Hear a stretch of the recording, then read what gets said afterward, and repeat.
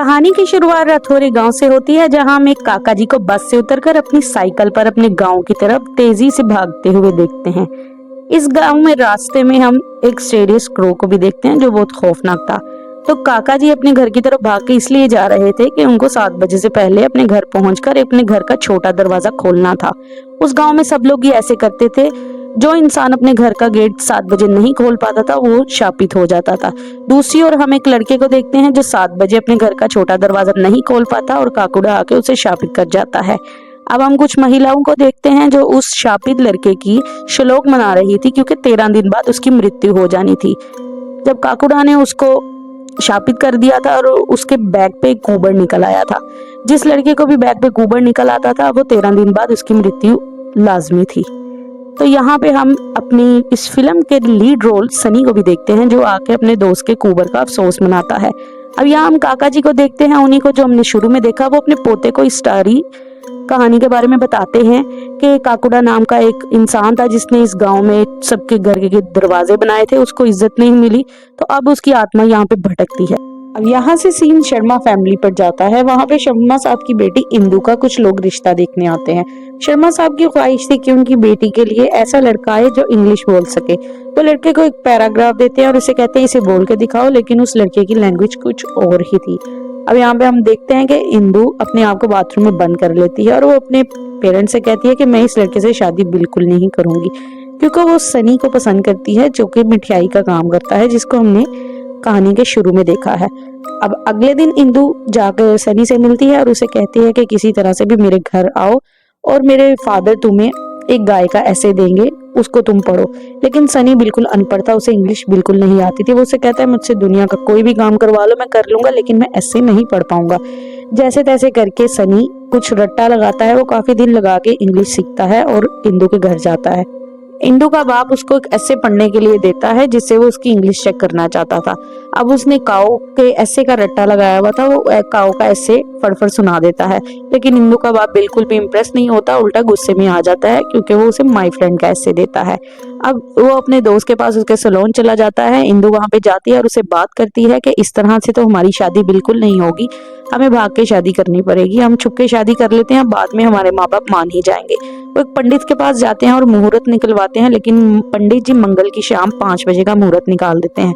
अब सनी इस बात को जानता था कि अगर मैं इस टाइम चला गया तो 7 बजे मैं अपने घर का दरवाजा नहीं खोल पाऊंगा और काकुड़ा आ जाएगा। अब यहाँ से शादी पे सीन जाता है। वो दोनों मंदिर में जाकर शादी करते हैं और वो सनी बड़ा परेशान था कि मैं टाइम पे घर पहुंच जाऊं। अब उसकी बाइक भी खराब हो चुकी थी, वो साइकिल लेके वहां से भागता है, लेकिन फिर भी वो एंड टाइम पे घर नहीं पहुंच पाता और वहां पे काकुड़ा आके उससे भी शापित कर देता है।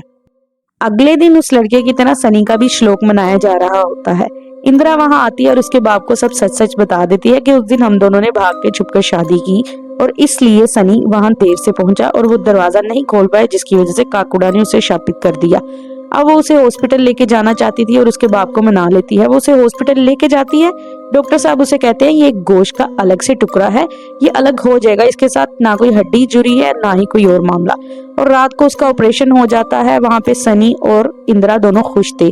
अगली सुबह ये उसका ट्यूमर वापस आ जाता है और उसकी बैक वैसे ही थी। अब उनके पास घर वापस जाने के अलावा कोई चारा नहीं था। इंदिरा को लिफ्ट में एक गार्ड दिखता है जो कि उसे कुछ सस्पिशियस दिख रहा था। वो इंदिरा पे फोकस था और वो सनी को भी बैक को कुछ फोकस कर रहा था। वो इंदिरा को एक कार्ड देता है और उससे सिर्फ ये कहता है कि ये सिर्फ एक ट्यूमर और ये आम चीज नहीं है, ये इस तरह हल होने वाला मसला नहीं, आप मुझसे कांटेक्ट करें। अब हम देखते हैं कि वो घर पे वापस पहुंच जाते हैं अपने गांव। अब यहाँ हम देखते हैं कि विक्टर एक घोस्ट हंटर था। वो हॉस्पिटल में एक लेडी की आत्मा को शांत कर रहा था। वो सब आत्माओं से कुछ कांटेक्ट करता है और उस सारी चीजों को अपने एक कैनवस में उतारता है। वो अपने कैनवस के थ्रू आत्माएं जो भी कहना चाहती हैं उनको ड्रॉ करता है और उनकी लैंग्वेज को, उनकी भाषा को समझता है। विक्टर इंदु के कॉल करने पर उस रातौरी गांव में पहुंच जाता है। वो इंदु के घर जाता है और इंदु और सनी और उसके दोस्त के साथ उन झाड़ियों में जाता है जहाँ पे ये सारा मामला था और वहाँ पे स्केरी क्रो भी था। ये सब मिलके पहले सोचते हैं कि वहां जाना हमारे लिए खतरे से खाली तो नहीं, लेकिन इस सनी के लिए हमें वहां पे जाना पड़ेगा और इस सारे मामले को जांचना पड़ेगा कि क्यों ककुड़ा आके सबको इस तरह से शापित कर रहा है। विक्टर वहां जाता है, वहां जाके वो अपनी कुछ मशीन्स एक्टिव करता है, जो भी उसके सारे इस चीज के मामला थे वो उन सबको एक्टिव करता है और वो अपने कैनवस पे कुछ चीजें भी ड्रॉ करता है और उसके सामने एकदम से ककुड़ा आ जाता है। ककुड़ा जैसे ही वहां पे आता है, ये सब उसको देख के एकदम से डर गए थे, मानो के इन सब की हवा टाइट हो गई हो। अब काकुड़ा उनको उसको धिक्का देता है और विक्टर जाके पीछे की तरफ घिरता है। अब ये सब काकुड़ा को देख के इतना शौक थे और ये सब वहां से भाग जाते हैं, यानी कि वहां से भागकर ये वापस अपने घर पे आ जाते हैं। सनी इंदु के पिता के पास जाकर बैठा हुआ था और वो सनी को कहते हैं कि तुम तो 13 दिन बाद मरने वाले हो, तो इंदु के लिए कोई लड़का पसंद करो। वो विक्टर को इंग्लिश बोलते देखते हैं और उसे उसके लिए पसंद करने लग जाते हैं। अब सनी खुद को फांसी लगाने लगता है। अब अगले सीन में हम कोयल सर्कस के मालिक को देखते हैं, जहाँ पे इंदु और विक्टर आते हैं। वो यहाँ पे इसलिए आए थे क्योंकि उस दिन उनको झाड़ियों में कैप मिली थी जिसपे कोयल सर्कस लिखा हुआ था। अब वो ढूंढते हुए यहाँ पे आते हैं और उसके मालिक युवा दिमागी तौर पर पागल हो चुका था। वो समझता था आज भी मेरी सर्कस वैसे ही चल रही है और लोग मुझे यहाँ पे मिलने आते हैं। वो विक्टर को बताता है कि आज से 65 साल पहले हम 3.5 लोग थे जो कि वहां पे गए थे राठौड़ी गांव में। वहां पे हम काफी शो भी करके आए थे और हमारा एक बोना सा साथ में एक आदमी था जो कि लोगों के पीठ पे एक पाँव लगाता था जिससे उनको आराम आ जाता था, चाहे उनमें कितनी शदीद भी दर्द क्यों ना हो। तो वहां पे वो रुक गया था और हम वापस आ गए थे। उसको गले में पैसे जोड़ने की काफी अच्छी आदत थी, इसीलिए उसका नाम गुल्लक था और उसकी हाइट भी कम थी। अब यहाँ पे इंदु अपनी बहन गोमती से मिलती है, जिसको वो हमेशा एक कमरे में बंद रखते थे क्योंकि उसको रात के समय चलने की आदत थी और उसके अंदर कोई आत्मा भी आ जाया करती थी। अब यहाँ पे वो अपनी बहन गोमती को समझ चुकी थी कि इसमें जो आत्मा आती थी वो काकुड़ा की ही थी। उन बातों के दौरान उसकी बहन गोमती के अंदर फिर से काकुड़ा की आत्मा आ जाती है और उसे बताती है कि मेरी आत्मा इसीलिए भटक रही है कि लोगों ने मेरी बिल्कुल मदद नहीं की थी और मेरे घर को भी जला दिया था और मेरी बात नहीं सुनी थी। अब इंदु ये सारी बात जाकर विक्टर को साफ साफ बता देती है कि किस तरह से उन लोगों ने गुल्लक को मारा था और उस वजह से उसकी आत्मा वहां पे भटक रही है। अब ये वहां पे वापस जाने का डिसाइड करते हैं जहाँ पे वो स्केरी क्रो था, जहाँ पे इसकी आत्मा भटकती थी, जहाँ से वो आत्मा आकर यहाँ पे गोमती में आती थी और बाकी सारे लोगों को मारती थी। अब ये सब वहां जाने का डिसाइड करते हैं। ये सब वहां पहुंचते हैं तो विक्टर वहां पे जाकर अपने सारे काम फिर से शुरू करता है, अपनी मशीनें एक्टिव करता है। और वहां पे जब गोमती को साथ लेकर जाते हैं, गोमती जब स्केरी क्रो के पास जाती है तो वहां पर आग लग जाती है और उसी समय गोमती के अंदर काकुड़ा की आत्मा आ जाती है और वो अपनी सारी स्टोरी वहीं पे बयान कर देती है कि गांव में किस तरह से वो एक मासूम आदमी था और वो अपना पाँव लगाकर लोगों की कमर ठीक किया करता था। वहां पे एक विधवा औरत और उसका बेटा रहता था जिसको अंदर ही अंदर काकुड़ा पसंद भी करता था। वो उससे दूर रहता था क्योंकि लोग ये चीज को अच्छा नहीं समझते थे। एक दिन उस औरत को उसकी जरूरत पड़ी और उसका बेटा रात के समय आके उसको लेकर गया। वो खुद नहीं जाना चाहता था। जैसे ही वो गया उसने अपना हाथ उसकी पीठ पे लगाया और वहां पे लोग पहुंच गए। उन लोगों ने इस चीज को गलत समझते हुए काकुड़ा को काफी मारा पीटा और उसकी काफी मारपीट से उसकी काफी ब्लीडिंग होना स्टार्ट हो गई उसके पूरे जिस्म में से। वो भागता भागता काफी लोगों के घरों के दरवाजे खड़काया लेकिन किसी ने भी उसकी मदद नहीं की, हालांकि वो सबकी मदद करता था।